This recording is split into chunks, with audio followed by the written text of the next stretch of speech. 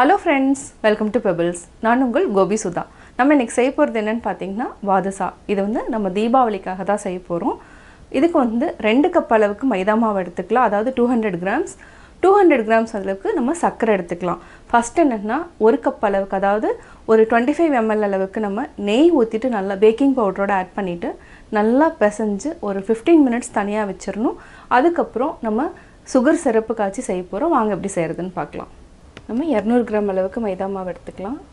கொஞ்சமா ஒரு பிஞ்ச் அளவுக்கு salt ஆட் பண்ணிக்கலாம். இது கூட பேக்கிங் பவுடர் 1/2 டீஸ்பூன். 25 ml அளவுக்கு நம்ம நெய் எடுத்துக்கலாம். நல்லா mix பண்ணிக்கலாம். கீ வந்து அங்கங்க கட்டியா தட்டுப்படும். அது எல்லாமே நல்லா உடைச்சு விட்டுக்கோங்க. இப்போ நம்ம கொஞ்சம் கொஞ்சமா தண்ணி ஆட் பண்ணிட்டு டோ ரெடி பண்ணிக்கலாம். அதிகமா தண்ணி ஆட் பண்ண வேண்டாம். இப்போ டோ வந்து ரெடி ஆயிடுச்சு. இத வந்து ஒரு 15 minutes வந்து நல்லா ஊறணும். லைட்டா கீ அப்ளை பண்ணிட்டு 15 minutes ஊற வெச்சுக்கலாம். நம்ம 200 grams அளவுக்கு மைதா மாவு எடுத்துக்கிறோம். 200 grams அளவுக்கு சுகர் எடுத்துக்கலாம். இதல நம்ம இன்னொரு 1/2 கப் ஆட் பண்ணனும். 100 ml அளவுக்கு தண்ணி விட்டுக்கலாம்.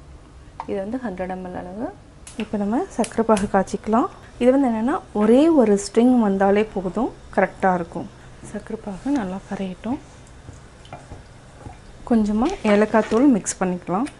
பாகு நல்லா கொதிக்க ஆரம்பிச்சிருச்சு. நம்ம சஃப்ரான் கொஞ்சம் ஆட் பண்ணிக்கலாம். அதாவது ஒரு சிலருக்கு கலர் பிடிக்கும்னா கலர் ஆட் பண்ணிக்கோங்க. நான் இன்னைக்கு ஆட் பண்றது சஃப்ரான், குங்குமப்பூ. இது நம்ம கலருக்காக கொஞ்சம் ஆட் பண்ணிக்கலாம். இது இன்னும் நல்லா கொதிக்கட்டும். அதாவது ஒரே ஒரு ஸ்ட்ரிங் வந்தாலே போதும். பாத்தீங்கன்னா லைட்டா ஒரே ஒரு ஸ்ட்ரிங் வந்தாலே போதும். நல்லா mix பண்ணிக்கோங்க. இப்போ கரெக்ட்டான பதம். ஒரே ஒரு ஸ்ட்ரிங் அளவுக்கு வர ஆரம்பிச்சிருச்சு.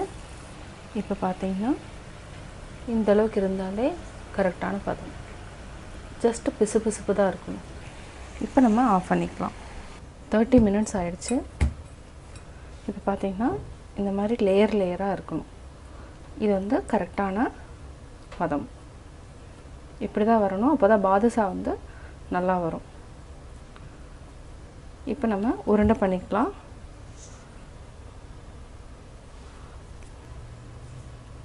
இத ஜஸ்ட் பிரஸ் பண்ணிட்டு ஒரு ஹோல் போட்டுக்கலாம்.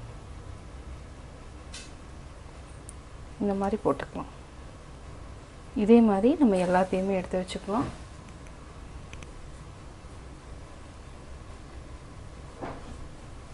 ஜஸ்ட் பிரஸ் பண்ணிட்டு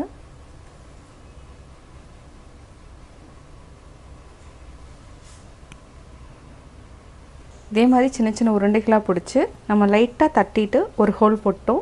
இப்போ நம்ம டீப் ஃப்ரை பண்ணி எடுத்துக்கலாம். இது நல்லா கோல்டன் ப்ரௌன் ஆகுற வரைக்கும் சிம்ல வச்சுட்டு வேக வச்சுக்கலாம். நம்ம திருப்பி போட்டுக்கலாம்.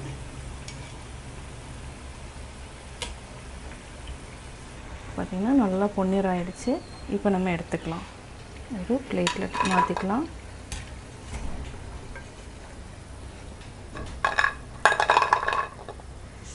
இத நம்ம அப்படியே ஜீரால போட்டு எடுத்துக்கலாம். நல்லா ஊறிடும். இத அப்படியே ஜீரால ஊற வச்சிரலாம். இது ஒரு 20 minutes நல்லா ஊறட்டும். 20 minutes later 20 minutes நல்லா ஊறிடுச்சு. இப்போ நம்ம ஒவ்வொண்ணா எடுத்துக்கலாம்.